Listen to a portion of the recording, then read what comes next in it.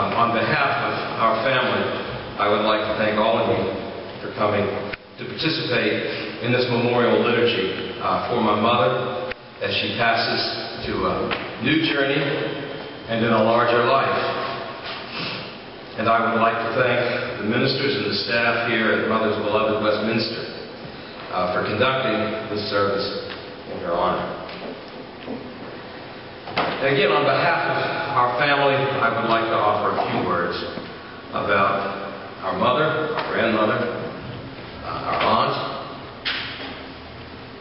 Over these weeks since her death, it seems to us that one of those truths in this world we refer to as God's mysterious ways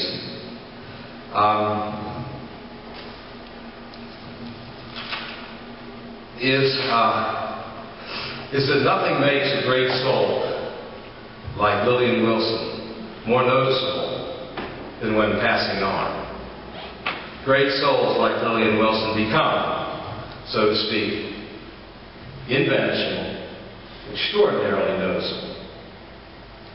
Because over these weeks since her death on 12 September, the words about her in condolence from family and from friends and from mere acquaintances have all been the same.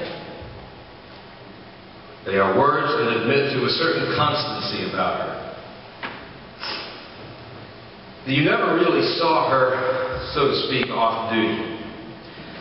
Rather, Mother was always present consistently, leading the conversation, coming to one's need entirely unasked, cheering up the downcast, tending the sick, putting the food on the table. She was marvelous. And throughout it all, she displayed a zeal that was uplifting, as uplifting as it was often unnerving. You could see it in her eyes. It was a constant gleam. And this, we've all agreed, was the cast of her character. This family, and our father, and uncle, and grandfather who passed away 20 years ago this winter, formed the arena of my mother's life. And her dedication to them was the basis of the remarkable constancy of her character. To each member of this family she gave an unstinting devotion. She was triumphant in our victories, consoling in our losses, encouraging when we faltered, and she was patient in our folly. I do not recall her ever saying that she was too busy or too tired to come to our need. And whether it was at a routine morning breakfast which she had cooked or at an airport after a very long journey, she would greet us with a fire in her eyes that recognized us to be immortal souls. Immortal souls in which she took extreme delight. Even in her last years in the colonnade, she would wait in an easy chair at the entrance for one of us to pick her up for an evening out. And we could see her poor vision brighten into a steady glow that said that the greatest thing one could imagine was now taking place, an evening out with her family. But though the family formed her center, she led a very busy life outside the house. For many years, she was one of the busiest realtors in Charlottesville. She ran the hospital auxiliary. She drove the rural poor and destitute to the hospital. She chaired the parents' committee that kept the public schools open during massive resistance. And she was the first woman in this beloved church of hers to serve as elder. When I was young and innocent, I worried about what this harsh side of life might do to this woman of natural good cheer and youthful energy. But as I grew up, I learned that there was nothing the human animal could do that she had not seen before. She was born in the year the United States entered World War I. Then, growing up in the coal and steel corridor along the Allegheny River, just outside of Pittsburgh, she saw the very worst of the Great Depression. She entered her adult life during World War II, and she raised her family during the Cold War and nuclear confrontation. You could not shock her.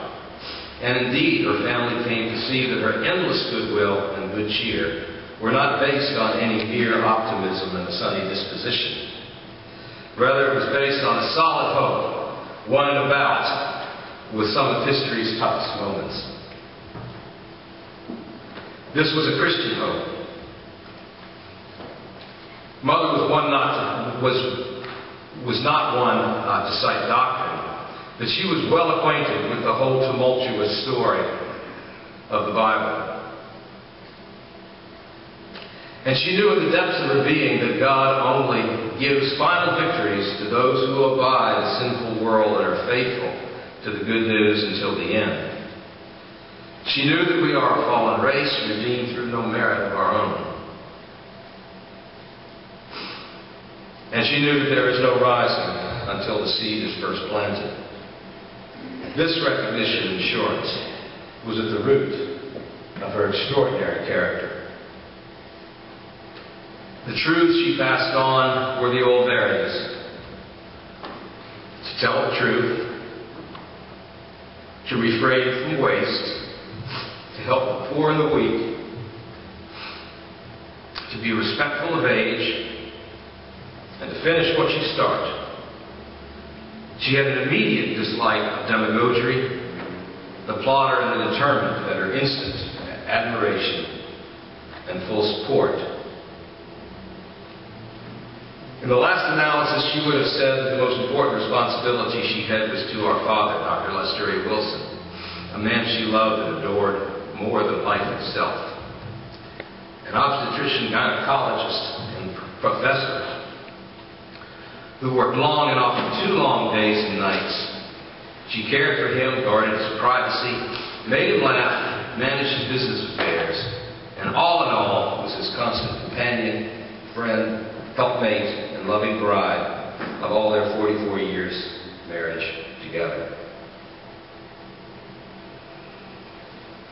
So as the poet Dante said in his Song of Heaven, as here on earth at times our sentiments, if it be passionate enough to take the soul entirely, it shows in the face.